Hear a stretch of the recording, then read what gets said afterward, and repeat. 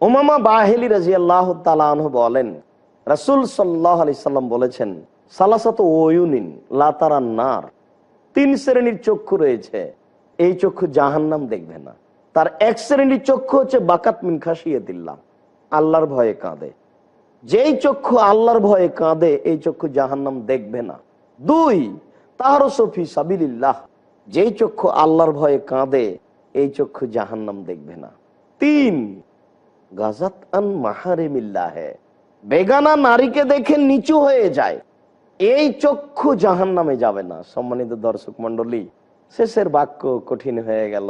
কেমনে রাস্তাঘাটে চলি, কেমনে হাটে বাজারে যাই, আমার মেয়ে আপনার মেয়ে নগ্ন অবস্থায় রাস্তা দখল করেছে, হাট বাজার দখল করেছে, মনে হচ্ছে যেন পুরুষ